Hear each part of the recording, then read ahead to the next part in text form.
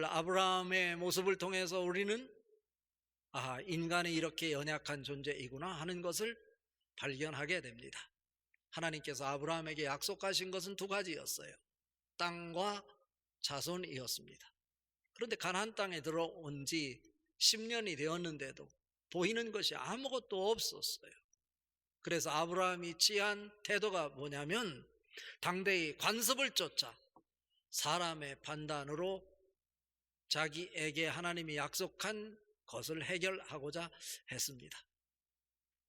아브라함이 취한 태도가 하나님을 향해서 근본적으로 하나님을 불신하는 것은 아니라고 할지라도 또 아브라함이 취한 태도는 하나님을 전적으로 신뢰하는 태도도 아니었습니다.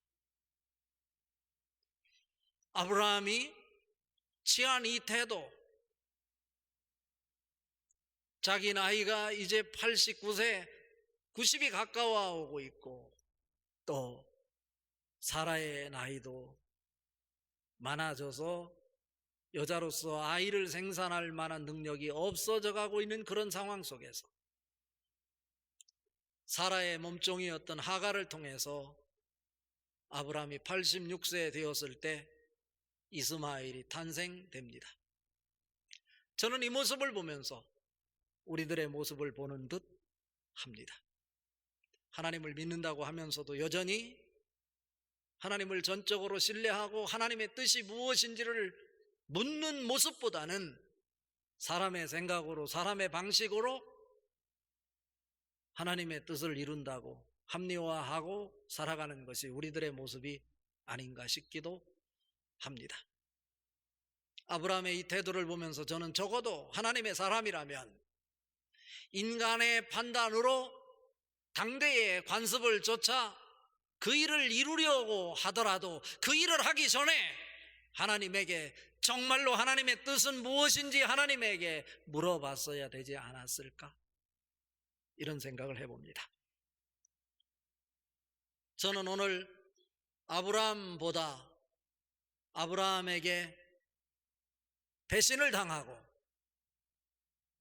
어쩌면 요즘 말로 바꿔서 얘기하면 아브라함에게 갑질을 당함으로 인해서 아브라함의 집에 더 이상 머물러 있지 못하고 광야로 자기 아들과 함께 쫓겨나서 죽음에 직면하여 신음하고 아파하는 하갈의 모습을 통해서 하나님의 사람이 그 죽음의 상황에서 일지라도 어떻게 하나님의 뜻을 붙잡고 하나님과 소통하며 하나님의 비전을 위해서 살아갈 것인가를 살펴보며 은혜를 나누려고 합니다. 인간은 환경과 사건 앞에서 아픔과 고통으로 신음하는 존재입니다. 아브라함도 그랬습니다. 인간의 방식으로 무엇인가를 이루어낼 것이라 생각하고 그 일을 행했지만 결국 그것이 그 인생을 발목 잡게 했고, 그래서 가정에 불화가 나타났고, 그리고 장차 이스마엘의 후손인 아랍 족속과 장차 태어날 이삭의 후손인 이스라엘 족속 간에 영원한 반목 현상이 일어났고, 지금까지도 끊임없이 서로 투쟁을 하는 모습을 통해서 인간의 생각이 얼마나 우리에게 해를 끼치는구나 라고 하는 것을 보게 됩니다. 오늘 읽은 말씀 중에 14절 말씀 같이 한번 읽어봅니다.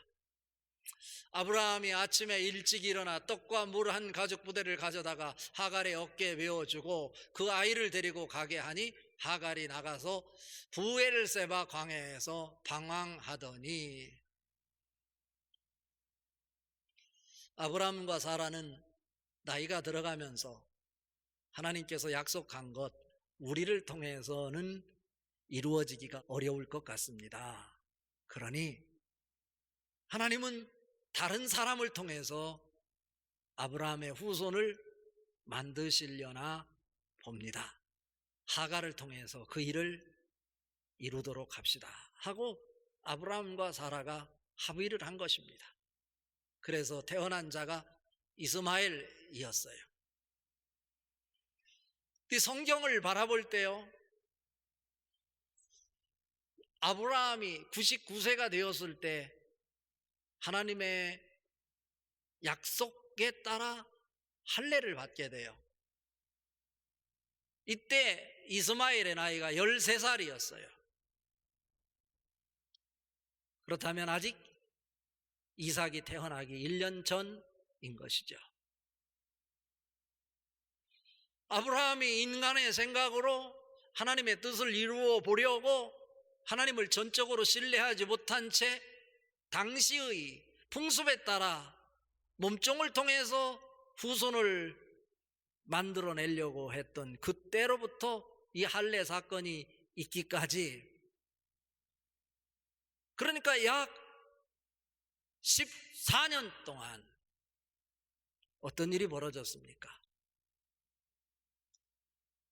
창세기 17장까지 보면 이스마엘이 탄생하기 그 직전부터 하나님이 다시 한번 약속하는 그 사건, 그래서 할례를 받으며 하나님의 약속을 다시 한번 확인하는 그 사건까지 성경에서 아브라함에 대한 기사를 전혀 기록하고 있지 않아요.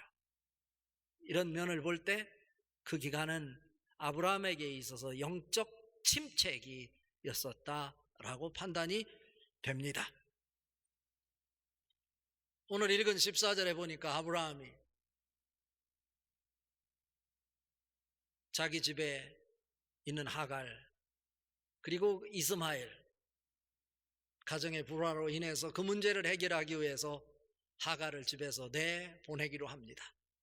그리고 추방을 시키는 거예요. 이른 아침 일찍 일어나서 아브라함이 준비한 것이 물 한 통과 떡 한 주먹이었어요. 그것을 하갈의 어깨에 메워서 그의 아들 이스마엘과 함께 광야로 내보내는 것입니다. 자기들이 필요해서 하갈을 자기 집에 들이고 자기의 후손을 만들어내기 위해서 그에게 관심을 보였던 아브라함 그리고 사라, 이스마엘이 탄생되고 시간이 지나서 이삭이 탄생되자 이스마엘이 자라는 모습을 보고 차마 눈뜨고 볼 수가 없었던 것입니다. 이게 바로 사람의 마음인 것이지요. 사라가 하갈을 바라볼 때 처음에 자기 집에 들어와서 아브라함의 후처로서 임신을 했을 때 사라의 눈에는 모든 것이 달갑게 보이지 않았을 것입니다.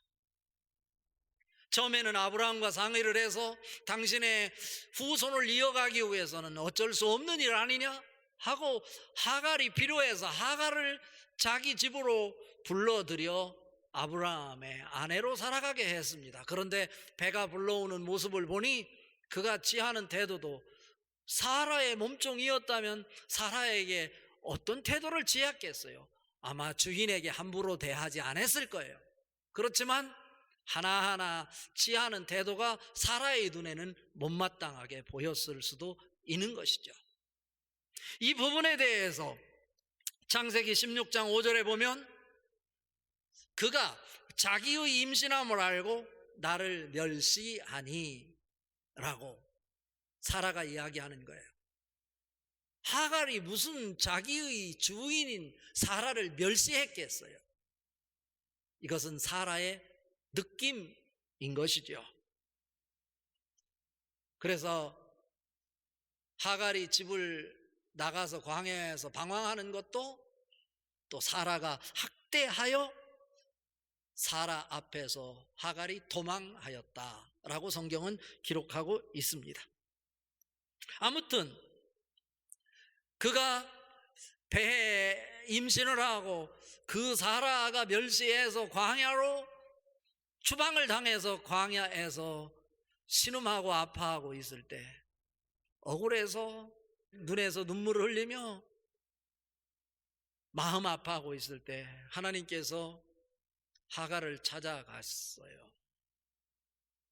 그리고 하갈에게 너희 주인에게로 돌아가서 그 수하에 복종하라 말씀합니다. 이것은 당시 상황에서 그냥 주인에게 가서 주인의 말에 그 권위에 순종해야 된다, 이런 의미라기보다는 히브리어 원어 성경을 살펴보면 너희 주인에게로 돌아가서 그 주인이 너를 학대하더라도 학대를 감당하라, 이런 의미예요. 그러기를 몇 년 했냐면 이삭이 태어나기까지 15년 동안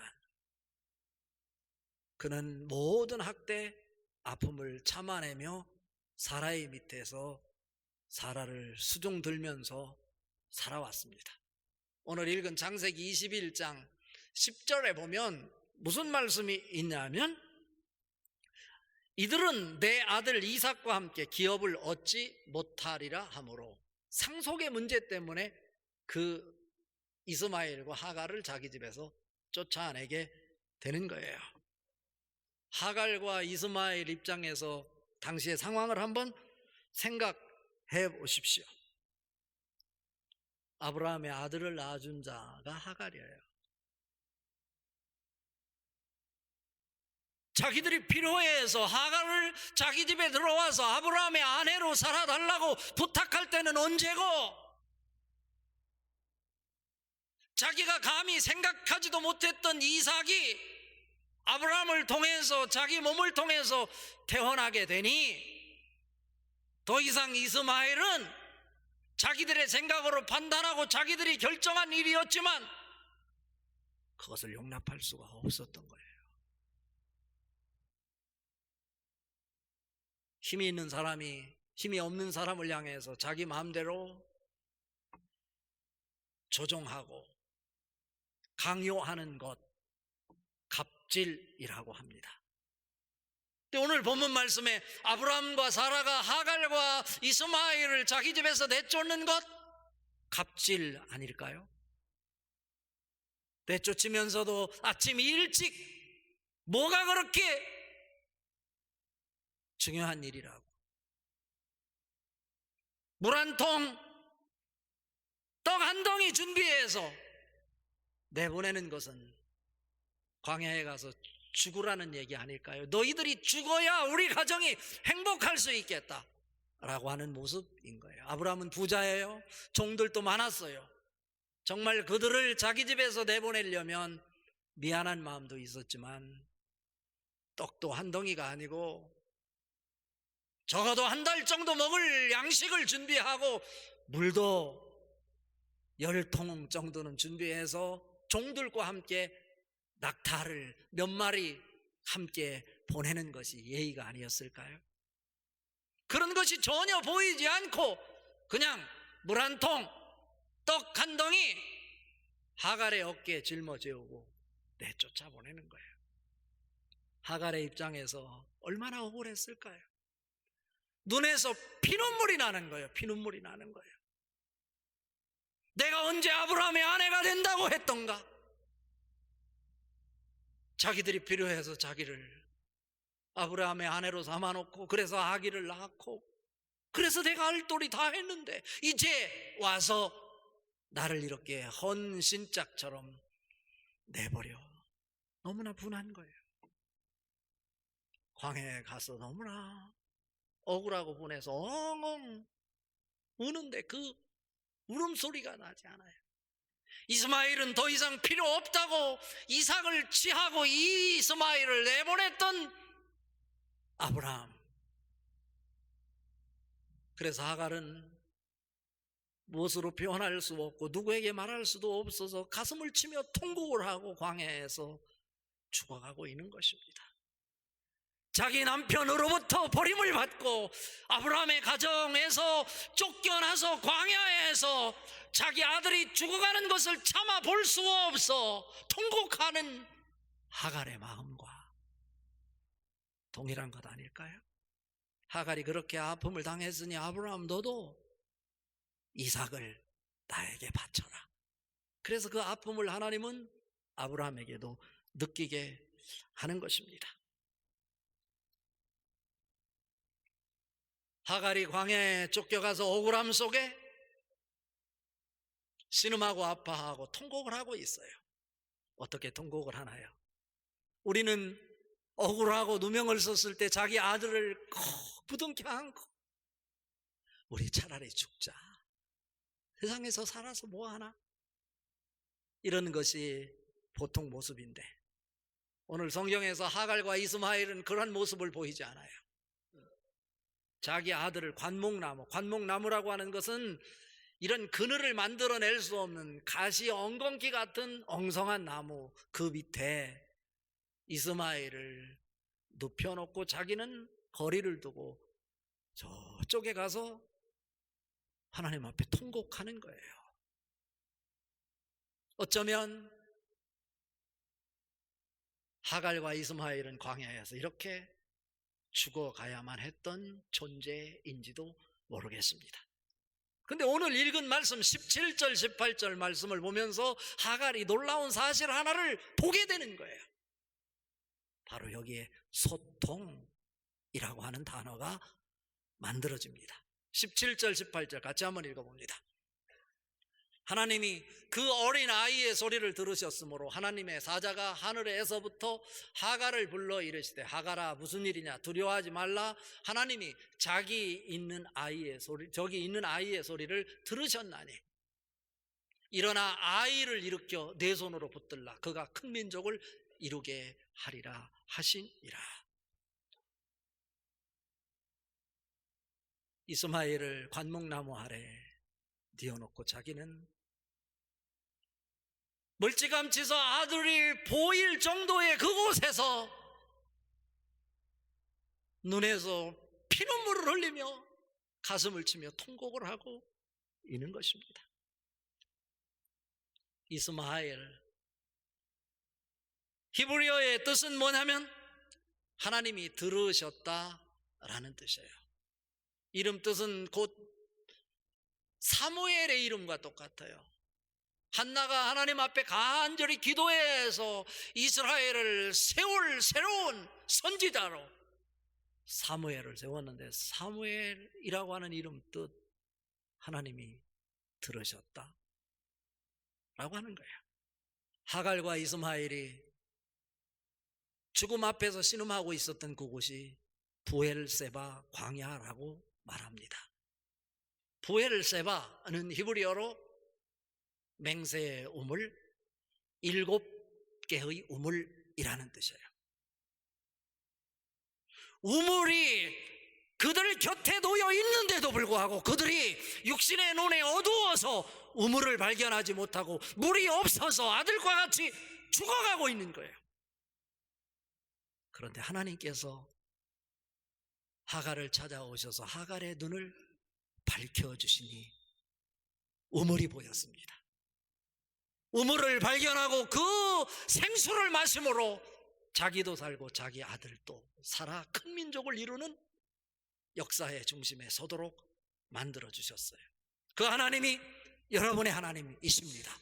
중요한 것은 우리가 아무리 힘들더라도 아무리 억울하더라도 내가 땅을 보고 땅을 치며 통곡하는 자가 아니라 내 얼굴을 하늘을 향하여 들어 하나님께 기도하는 것입니다.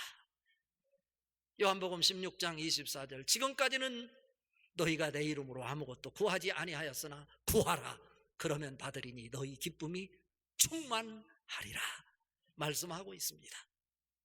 에레미야 29장 12절 13절에 보면 너희가 내게 부르짖으며 내게 와서 기도하면 내가 너희들의 기도를 들을 것이요 너희가 온 마음으로 나를 구하면 나를 찾을 것이요 나를 만나리라 말씀하고 있습니다. 이것이 바로 소통 아닐까요? 자, 그렇다면 오늘 말씀의 결론은 하나님의 은혜를 입은 하나님의 사람은 자원하여 아픔과 슬픔의 십자가를 품는 자이다 라고 하는 것입니다.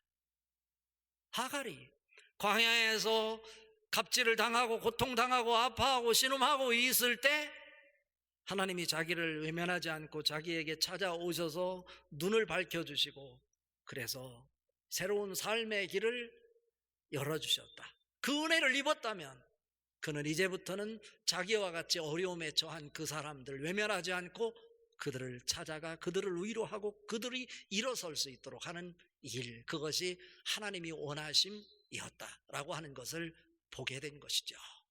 오늘 읽은 말씀 중에 19절 20절 같이 한번 읽어봅니다. 하나님이 하갈의 눈을 밝히셨으므로 샘물을 보고 가서 가죽 부대에 물을 채워다가 그 아이에게 마시게 하였더라. 하나님이 그 아이와 함께 계심에 그가 장성하여 광야에서 거주하며 활 쏘는 자가 되었더니, 그래서 어떻게 됐다는 것입니까? 하나님이 약속하신 대로 그들로 하여금 눈이 밝아져 우물을 발견하고 우물에서 광야이지만 생수를 경험하며 살 수 있는데 큰 민족을 이루겠다 약속하신 대로 이스마엘이 활 쏘는 자가 되었다라고 하는 거예요. 이스마엘이 바란 광야에 살면서 블레셋이 이스라엘 괴롭혔는데요. 그래서 이삭 그랄 지역에 가서 이스라엘 경계선에서 우물을 파며 살았다고 하는 것 우리는 너무나 잘 알아요. 그런데 이스마엘이 활 쏘는 자가 되고 그 활 쏘는 사람들의 그 군대를 거느리고 있어서 감히 누가 블레셋이 이삭이 사는 이스라엘 후손들을 함부로 접근하지 못했다는 거예요. 저는 여기서 이런 사실을 발견하는 거예요. 광야에서 신음하고 아파했던 하갈 그리고 이스마엘, 이 성경을 읽으면서 로뎀나무 밑에서 차라리 나는 죽는 것이 낫겠다고 인생을 포기했던 엘리야를 떠올립니다. 엘리야와 하갈은 비교할 수 없는 사람이에요.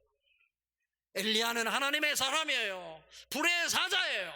바알 선지자 450명과 싸워서 당당하게 하나님의 살아계심을 보였던 자예요.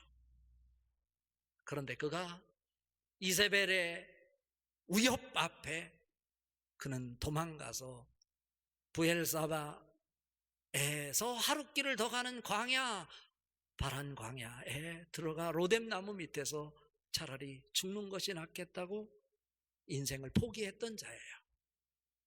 하나님께서는 동일하게 엘리야에게 찾아오셔서 그에게 마실 물을 주고 일으켜서 사명의 길로 가게 하는데 그가 간 곳이 어디냐면 호렙산이에요. 오늘 하갈도 동일한 상황이에요. 그들이 처해 있던 곳도 부엘세바 주변에 있는 광야예요. 하갈은 종이에요. 이스마엘은 종의 아들이에요. 그들은 버림받은 사람이에요.